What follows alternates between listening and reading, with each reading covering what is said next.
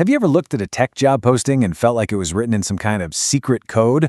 Well, you're not wrong. Today, we're going to give you the decoder ring so you can get past the resume robots and actually land an interview for a job you'll love. So let's just start with a quick reality check, okay? That awesome tech job you're about to apply for, yeah, you and probably 250 to 500 other people, the competition is, well, it's intense. And let's say your application actually makes it through to a real human being. How much time do you think they're spending on it? Just 7.4 seconds. That's it. So the real question is, how do you make every single one of those seconds count?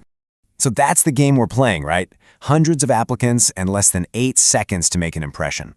How on earth do you win when the odds are stacked like that? Well, it all starts by understanding the hidden rules of the game that most people never even see. First thing you have to get is that your application doesn't just go straight to the hiring manager's desk. Nope. It has to survive a tough 2-tier screening process first. A couple of hurdles designed to weed out almost everybody. So, the first gatekeeper isn't a person at all. It's a machine, an Applicant Tracking System, or ATS for short. Think of it as a robot bouncer looking for specific keywords. If you get past the bot, you move on to stage 2, the human review. And that's where you get that lightning-fast 7-second scan from a recruiter. You absolutely have to build your application to be both. And if you're thinking, oh, that's just for the huge companies, think again. I mean, look at this. Nearly every single Fortune 500 company uses an ATS. So do 2/3 of large companies, and even over 1/3 of small ones. This isn't some niche thing. It's the industry standard. Now, here's the most important thing you need to understand about the ATS. It's not smart at all. It doesn't get context, it doesn't infer your skills, it is literally just playing a game of word matching. It's looking for the exact job titles, languages, and tools from the job description. If those words aren't on your resume, then as far as the machine is concerned, you don't have those skills, period. Okay, so you've tailored your resume, you've outsmarted the robot. Now you have to face the human. And they aren't just checking boxes. They're trying to figure out what's a real requirement versus what's just on a wish list. Let's break down how to read between the lines. All right, let's just bust a huge myth right now.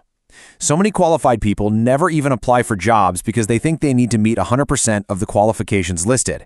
This is probably the single biggest mistake you can make in your job search, and it holds so many people back. The reality is totally different. Just look at this. The people who actually get hired, they typically only meet about 60 to 70% of the stuff listed. You have to think of a job description as the company's ultimate wish list in a perfect world, not a strict checklist of demands. So this slide, this is basically your secret decoder ring. The language a company uses tells you everything you need to know. If they mention a skill over and over, put it under a required section, or list a specific version number, you can bet that's a must-have. But if it's listed under preferred, or they use softer language like familiar with, that's just a bonus. It's a nice to have. This is how you spot the real deal breakers. Now, let's flip the script. So far, we've talked about how they're evaluating you. But you know what? A job description is also your very first chance to evaluate them. You can actually spot some serious red flags about a company's culture just by reading the post carefully. I guarantee you've seen this one before. Work hard, play hard. You know, on the surface, it sounds pretty cool, right?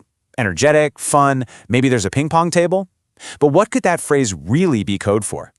Well, a lot of the time it's code for a work always, play sometimes culture. It can be a huge signal that the company expects you to be available pretty much 24/7, which, as you can imagine, is a fast track straight to burnout. It's a red flag disguised as a perk. And there are definitely others to watch for. See words like rockstar or ninja. That can mean they have some pretty unrealistic expectations. Wear many hats is almost always code for you'll be overworked in a poorly defined role. And that classic, we're like a family, sometimes that just means no professional boundaries. Here's another giant one, a vague job description. If you read the whole thing and you're still not totally sure what you'd be doing every day, that's a problem. It usually means the company doesn't really know either, which is how you end up with scope creep, where your job just keeps getting bigger and bigger. Okay, so now we know how to decode the language, we know how to spot the red flags. Let's put all of that knowledge into action. Here's a strategic plan to build an application that actually gets noticed. This is a simple but super powerful technique called keyword mapping, and it's how you beat the ATS. Don't just look at one job posting. Find 3 to 5 similar ones from different companies. See which keywords and skills pop up in all of them. Those are the ones that matter. And use their exact phrasing. Remember, the bot doesn't get synonyms. Oh, and always include both acronyms and the full spelled-out versions, just to be safe. Now, there's a really big shift happening in the tech world that works way in your favor. It's called skills-based hiring. And it basically means companies are starting to care a lot less about your degree or your past job titles and a lot more about what you can actually do. And get this isn't some tiny little trend we're talking about. A whopping 76% of employers are using skills-based hiring now. This is becoming the new normal. It's a fundamental change in how companies find people. So what does all this mean for you? It means your tangible work is now your biggest asset. Your portfolio, your GitHub profile, your side projects, these are no longer just nice little extras. They are core, essential parts of your application that prove what you can actually build. All right, let's bring this all home with maybe the most important part of this whole thing. It's about shifting your mindset. You have to stop thinking of yourself as just an applicant asking for a chance and start seeing yourself as something much more powerful.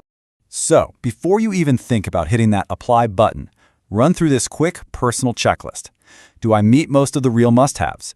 Can I prove my skills with actual projects? And does the culture seem like a place I'd actually want to work? This simple step makes sure you're focusing your energy on quality jobs where you have a real shot.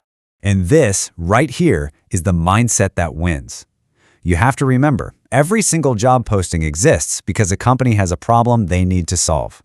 Your job isn't to ask for a job. It's to show up and present yourself as the clear, obvious, skilled solution to their problem. And that is how you truly decode the job description and land the role you deserve.